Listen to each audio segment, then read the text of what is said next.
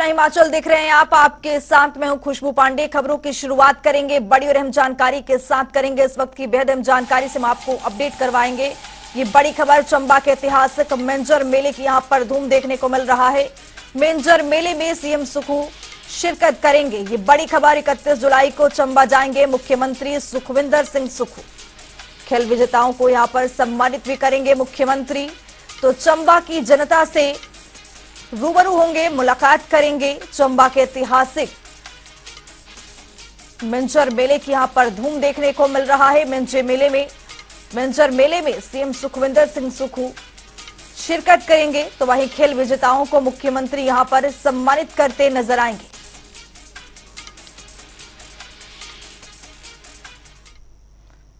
तो अगली बड़ी खबर से हम आपको अपडेट कराएंगे। बड़ी खबर आ रही है, बेहद अहम जानकारी आपको बताने जा रहे हैं। बड़ी खबर, नेता प्रतिपक्ष जयराम ठाकुर ने प्रेस वार्ता की है।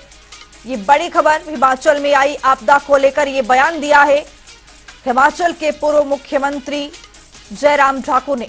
मौसम से प्रदेश में हालत बेहाल है, विपक्ष सरकार का कर रहा पूरा सहयोग। सरकार का केंद्र पर आरोप लगाना दुर्भाग्यपूर्ण है। नेता प्रतिपक्ष जयराम ठाकुर की ओर से ये बयान निकल करके सामने आया है। ये बड़ी खबर, बेहद अहम जानकारी से हम आपको अपडेट करवा रहे हैं। हिमाचल में आई आपदा को लेकर बयान सामने आया है नेता प्रतिपक्ष जयराम ठाकुर की ओर से।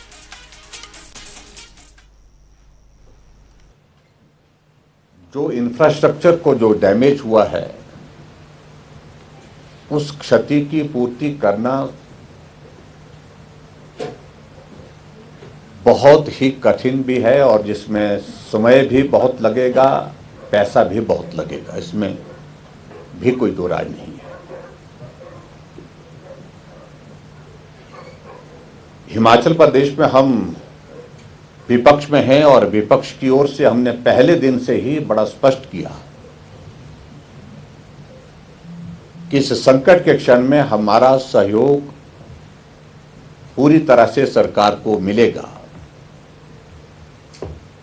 सरकार काम करे और जहां मदद करने की आवश्यकता जिस रूप में हो पाएगी हम मदद करने के लिए तैयार हैं। और उस दृष्टि से हमारे पार्टी के राष्ट्रीय अध्यक्ष जी ने हमें आदेश दिए कि इस संकट के क्षण में सब जगह पार्टी का कैडर भी मदद करने में जुटे, चाहे वो रेस्क्यू ऑपरेशन की बात है, चाहे रेस्क्यू ऑपरेशन के अतिरिक्त जो बाढ़ से प्रभावित परिवार हैं उनको राहत देने के लिए, मदद करने के लिए। और उन सारी चीज़ों को लेकर के हमने पूरी जिम्मेवारी के साथ उस कार्य को करने की कोशिश की है। तब पहले से रही है, जिसको हमने 5 वर्ष तक चलाया।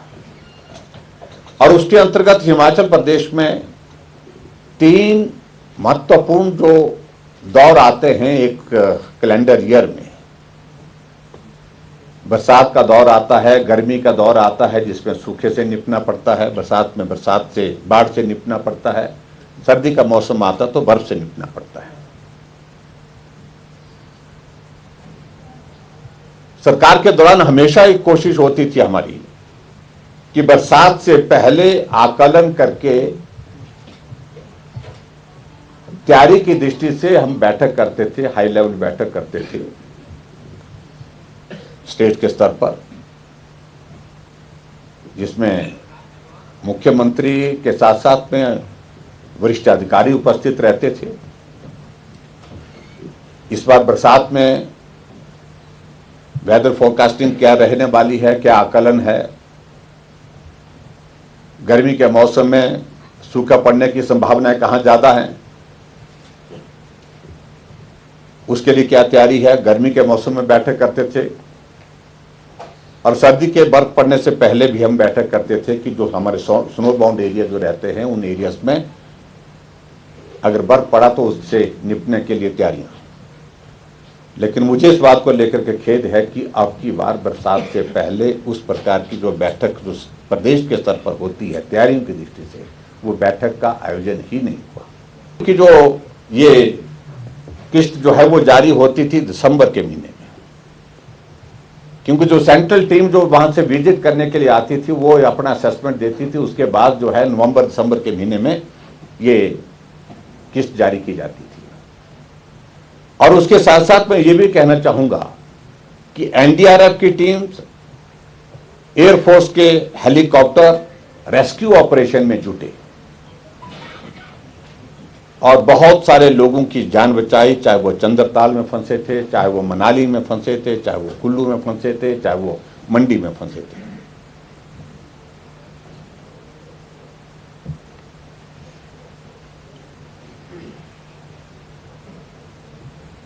और उसके पश्चात बहुत खेद के साथ हमको ये जरूर कहना पड़ता है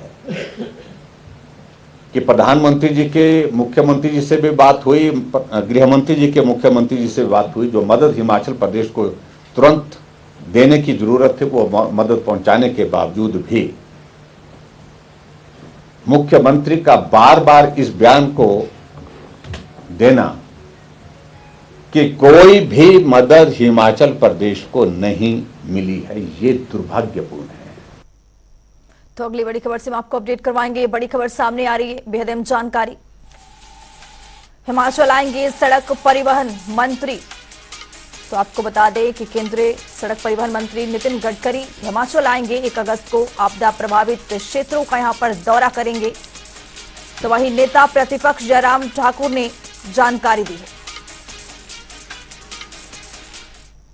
केंद्रीय मंत्री नितिन गडकरी जी से विशेष तौर से मैंने निवेदन किया कि जो पर्टिकुलरली जो हमारा रोड इंफ्रास्ट्रक्चर को जो डैमेज हुआ है उसकी भरपाई करने के लिए आप ज़्यादा से ज़्यादा मदद करें, और उस मदद की दृष्टि से आप व्यक्तिगत रूप से अगर हिमाचल प्रदेश में आ सकें, आकर के उस नुकसान का जायजा ले सकें तो हमें बहुत अच्छा लगेगा।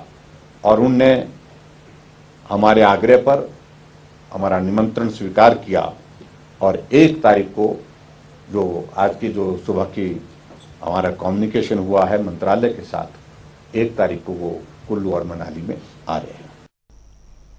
कैबिनेट मंत्री अनिरुद्ध सिंह दिल्ली दौरे पर हैं। इस दौरान हमारे संवाददाता स्पर्श शर्मा ने अनिरुद्ध सिंह से एक्सक्लूसिव बातचीत की। देखिए जनता टीवी से खास बातचीत में क्या कुछ बोले हैं अनिरुद्ध सिंह। हिमाचल प्रदेश के कैबिनेट मिनिस्टर अनिरुद्ध सिंह हमारे साथ बात करने के लिए मौजूद है। सर, बाढ़ की स्थिति या फिर कहें कि पानी की जो स्थिति वो एक बार जो है हिमाचल में बहुत ज्यादा देखने को इस बार मिलती हुई नजर आई।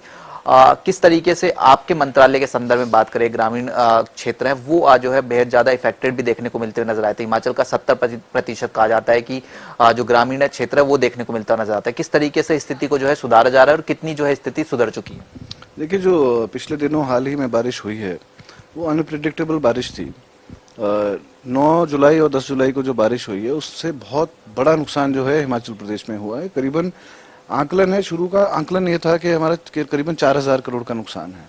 पर जब पानी सबसाइड हुआ, जो नदियों और नालों में जब पानी सबसाइड हुआ, उसके बाद आंकलन किया गया कि करीबन 8000 करोड़ तक का नुकसान जो है ये सारे डिपार्टमेंट्स मिला के इंक्लूडिंग NHAI का मिला के ये नुकसान वहां तक पहुंचेगा। सर, एक ये घोषणा भी थी कि 1 लाख रुपए जो है जो लेकर आएगा अपनी समस्या या फिर जो नुकसान हुआ है उनको जो है दिए जाएंगे, उसको लेकर एक विस्तार से आपसे समझना चाहेंगे। देखिए, जो 1 लाख रुपए की घोषणा है, एक तो माननीय मुख्यमंत्री ने जो है स्पेशल रिलीफ पैकेज की घोषणा करी है। कोई भी व्यक्ति जिसका नुकसान हुआ है, चाहे वो रिटेनिंग वॉल्स का है, चाहे वो आंगन का है, रास्ते का है, बगीचे का है, वो जो है अब डायरेक्ट वो अप्लाई करे। हिमाचल प्रदेश की आर्थिक स्थिति को लेकर पिछले दिनों लगातार सवाल निशान उठते हुए नजर आते थे। मुख्यमंत्री खुद भी जो है बयान देते नजर आते थे। इस प्रकार का जो नुकसान हुआ है उससे प्रदेश की विकास गति को किस तरीके से जो है नुकसान होता हुआ नजर आया, और उसके साथ साथ आप भी चूंकि दिल्ली दौरे पर थे, कई मुलाकातें आपकी रही होंगी, किस तरीके की चीजें रही हैं? हम लोगों ने 3 MOS minister of state GOI उन लोगों से हम लोगों ने, कोई पंचायती राज के जो हमारे संबंधित है उन लोगों से हम लोग मिले हैं। उनके सामने हमने स्थिति रखी है हमारे प्रदेश की और हमारे डिपार्टमेंट की। उन्होंने पूर्ण विश्वास दिलाया है और कि आप लोग प्रोजेक्ट जो है इमीडिएटली सबमिट करें, जो संभव मदद होगी भारत सरकार द्वारा हिमाचल प्रदेश को वो की जाएगी। अगर हम चुनाव संदर्भ की तैयारियों की बात करते हैं तो लगातार जो तैयारियां भारतीय जनता पार्टी भी करती हुई नजर आ रही है। कांग्रेस किस तरीके से जो है आगे बढ़ती हुई नजर आ रही है? क्योंकि अगर लोकसभा चुनाव की बात करते हैं तो पिछली बार जिस तरीके के नतीजे थे, इस बार किस तरह की तैयारियों के साथ आगे बढ़ने की जरूरत है? और कुछ बयानबाजी जो है वो भी निकलकर बीच में सामने आती है। जनता टीवी से ही खास बातचीत करते हुए जो प्रदेश अध्यक्ष उन्होंने कहा कि सरकार और जो संगठन है उसमें समन्वय कहीं ना कहीं होना चाहिए, जो तरजीह है वो कार्यकर्ताओं को दी जानी चाहिए। देखिए, 2024 लोकसभा के लिए कांग्रेस पूरी तरह तैयार है। सरकार और संगठन की अभी आपने मेरे से बात करी, मैं नहीं समझता हूं कि सरकार और संगठन में कोई मतभेद या दूरी है।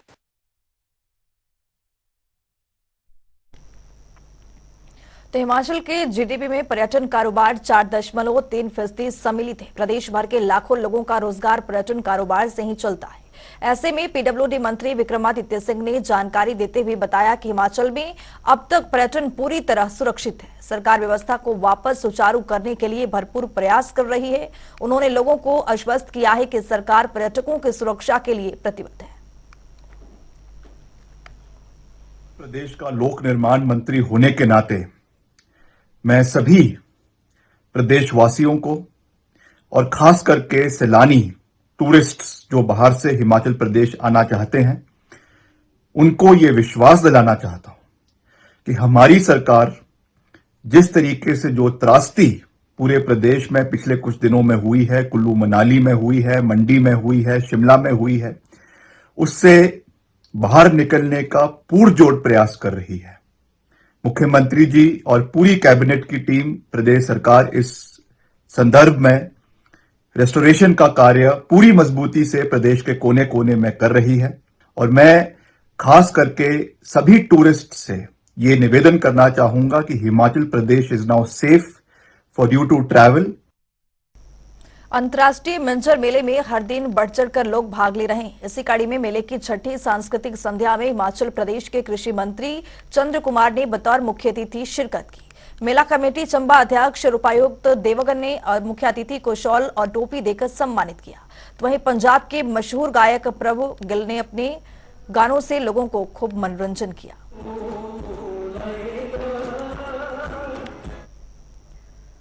सदर विधायक अनिल शर्मा ने पंचवक्त्र मंदिर और टूटे हुए पुल का दौरा किया। हालात का जायजा लेने के बाद उन्होंने कहा कि टूटे पुल का अधिक आधुनिक तरीके से निर्माण किया जाएगा और मंदिर में जलभराव रोकने के लिए भी मास्टर प्लान बनाया जाएगा। इसके अलावा उन्होंने जानकारी देते हुए बताया कि पंचवक्त्र मंदिर एक प्राचीन और ऐतिहासिक मंदिर है, इसलिए मंदिर का सही ढंग से संरक्षण करना आवश्यक है।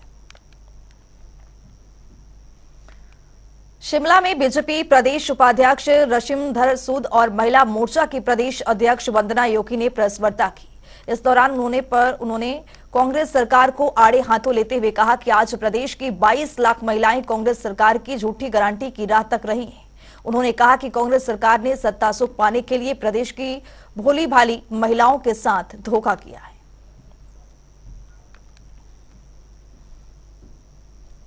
कुल्लू के जिला परिषद हॉल में राहत और पुनर्वास कार्यों की प्रगति को लेकर समीक्षा बैठक हुई। समिति के अध्यक्ष सुंदर सिंह ठाकुर ने बैठक की अध्यक्षता की। उन्होंने अधिकारियों को आपदा में हुए नुकसान की आकलन को विस्तृत रिपोर्ट तैयार करने के निर्देश भी दिए ताकि इन्हें मंजूरी के प्रदेश और केंद्र सरकार को भेजा जा सके। उन्होंने कहा कि सर्वप्रथम हमारी प्राथमिकता लोगों की जान माल रक्षा करने की थी और अब हमारी प्राथमिकता जिले में हुए नुकसान को बहाल करने की है।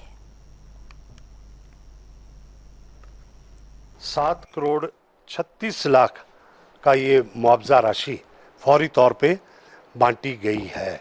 ये फील्ड में भेजी जा चुकी है, जिसमें 5 करोड़ से ऊपर बंट चुका है। ये 7 करोड़ बांट चुका है और 2 करोड़ और देना है।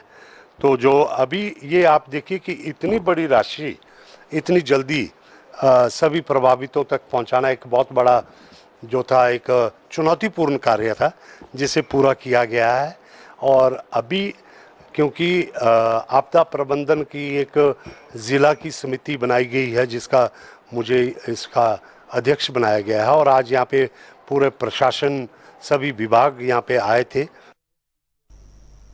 आपदा के समय भयानक तस्वीरों का सिलसिला जारी है। इसी कड़ी में भरमौर के सरकारी स्कूल के बच्चों को स्कूल जाते देख आप अंदाजा लगा सकते हैं कि अपने भविष्य को लेकर कितने अड़िग हैं, लेकिन प्रशासन इनकी सुरक्षा को लेकर कोई भी कार्रवाई नहीं कर रहा है। कई जगह बच्चों को नाले क्रॉस कर जाने, हथेली पर रखकर स्कूल पहुंचना पड़ता है। किन्नौर के चोरा के पास लगातार पहाड़ों पर भयंकर भूस्खलन का हो रहा है, जिसके चलते नेशनल हाईवे 5 पूरी तरह बाधित हो गया है। इस भूस्खलन के चलते अब तक किसी व्यक्ति के जान माल के नुकसान की सूचना नहीं है। हालांकि अभी आवाजाही पूरी तरह ठप हो चुकी है। प्रशासन की ओर से उपायुक्त रवीश ने पर्यटकों को समेत स्थानीय निवासियों को सफर करने की सलाह दी है, ताकि पहाड़ों से हो रहे लगातार भूस्खलन की चपेट में किसी भी तरह का नुकसान न हो। सोलन के कुमरहट्टी में कुछ दिन पहले फोरलेन का डंगा टूट जाने से कई प्लेट्स रास्ता टूट चुका है। लिहाजा फ्लैट में रहने वाली दो महिलाओं से घर में नहीं निकल पा रही थी, जिसको लेकर नेशनल हाईवे ने इसकी तरह की सीढ़ी लगाई ताकि महिला आपात स्थिति में बाहर निकल सके, लेकिन ये सीढ़ियां मजाक का पात्र बन रही है। इस सीढ़ी में तकरीबन 1 फुट का गैप छोड़ा है, जिससे बुजुर्ग महिला के साथ युवा भी इस सीढ़ी के प्रयोग से घबरा रहे हैं। आम जनता के प्रति असंवेदनशीलता देखकर हर कोई हैरान है। कोलो के उपमंडल बाजार में बारिश और बाढ़ से कई सड़क मार्ग क्षतिग्रस्त हो गए हैं। ज्यादातर गांवों का संपर्क टूट गया है। बाढ़ की वजह से पैदल रास्ते भी पूरी तरह क्षतिग्रस्त हो चुके हैं। ग्रामीणों ने उपायुक्त आशुतोष गर्ग को भी इस मामले से अवगत करवाया है। हालात इतने खराब हैं कि ग्रामीणों को शाक्टी जाने के लिए अब 25 की बजाय 75 किलोमीटर का सफर तय करना पड़ रहा है, और इस सफर को पूरा करने के लिए करीब 2 दिन लग रहे हैं। गिरिपारा के हाटी समुदाय को एसटी का दर्जा देने को लेकर राज्यसभा में बिल पास हुआ है, जिसको लेकर सिरमौर का गुज्जर समुदाय आगे आया है। इस समुदाय ने अपने कोटे के सुरक्षित रखने की मांग की है। गुज्जर कल्याण परिषद कोर कमेटी के सदस्य राजकुमार पोसवाल ने बताया कि सिरमौर में 12,000 गुज्जर समुदाय के लोगों को 5% आरक्षण मिलता है। लिहाजा हाटी समुदाय को भी आरक्षण मिलने से समुदाय ने अपना कोटा न केवल बराबर जाने की आशंका जताई। इस चीज़ से नाराज हैं कि हमारा जो कोटा 5% है जी, हमारा गुजरों का यहाँ जो है वो हमारा सेफ डिस्ट्रिक्ट वो सेफ रहना चाहिए। उसमें ये नहीं कि भी और हाटी के मिल के फिर हमें नुकसान बहुत है, तो हमारा सेफ बिल्कुल ये कोटा इससे कोई किसी किस्म की छेड़छाड़ ना की जाए। बिल्कुल अभी इसके बाद हमें जो है जब सरकार से नोटिफिकेशन हो जाएगा तो हमें सर्वोच्च न्यायालय में हम इसके बारे में सर्वोच्च न्यायालय में हम बिलासपुर के जुखाला गांव में आम नागरिकों के लिए भारतीय रिजर्व बैंक की ओर से वित्तीय जागरूकता कार्यक्रम का आयोजन किया गया, जिसमें भारतीय रिजर्व बैंक के बैंकिंग लोकपाल शिव कुमार यादव ने मुख्य अतिथि के रूप में शिरकत की। कार्यक्रम में कॉलेज के बच्चों, बैंक अधिकारियों, कर्मचारियों को लोकपाल के बारे में जानकारी दी। इसके अलावा डिजिटल धोखाधड़ी से बचाव को लेकर सभी ग्राहकों को सचेत किया गया। लोगों में फाइनेंशियल अवेयरनेस करने के लिए ये अवेयरनेस प्रोग्राम हम लोग करते हैं, और ये मार्च 27/2023 को शिमला में कार्यालय ओपन हुआ था। उसके बाद ये पहला फाइनेंशियल अवेयरनेस प्रोग्राम जो हम गवर्नमेंट कॉलेज जुखाला में कर रहे हैं। फाइनेंशियल अवेयरनेस प्रोग्राम में हम ये रेगुलेटेड एंटिटी जो भारतीय रिजर्व बैंक के हैं उसके प्रति अगर किसी को भी कोई शिकायत है तो उसी के बारे में हम लोग यहाँ लोगों को जागरूक करने के लिए आए हैं। लोग अपनी शिकायतें जो है अगर डिफिशिएंसी इन सर्विस होती है तो कंप्लेंट मैनेजमेंट सिस्टम हमारा है, उसके थ्रू वो कंप्लेंट कर सकते हैं। हिमाचल प्रदेश के विश्वविख्यात शक्तिपीठ श्री नैना देवी जी में झूले डाले गए हैं। बता दें कि पंजाब के श्रद्धालुओं ने मंदिर में झूलों की स्थापना की है। सभी श्रद्धालु माता जी को झूला लगाकर पुण्य अर्जित कर रहे हैं। प्राचीन काल से ही माता नैना देवी के दरबार में झूले डालने की परंपरा चली आ रही है, जिसे पंजाबी भाषा में पिंग कहा जाता है। ये झूला माता जी के प्राचीन पीपल के पेड़ पर डाला जाता है। हर वर्ष श्रावण मास में नैना मां के दरबार में भक्तों की अटूट कतारें लगती हैं।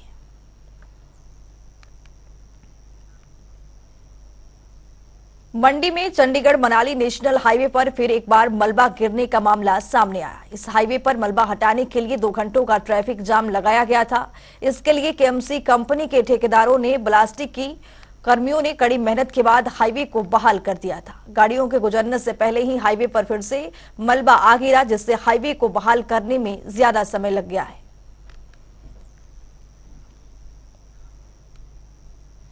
नालागढ़ के खेड़ा में एक 33 वर्षीय युवक ने फांसी लगा ली। युवक किराए के मकान में अपने परिवार के साथ रहता था। जानकारी के अनुसार घर में कलेश के कारण वो युवक रात के समय घर से चला गया था, लेकिन सुबह होते ही कुछ लोगों ने उस युवक का शव पंचायत घर की शेड से लटकता हुआ देखा। सूचना मिलते ही मौके पर पहुंची पुलिस ने मामला दर्ज कर आगामी कार्रवाई शुरू कर दी।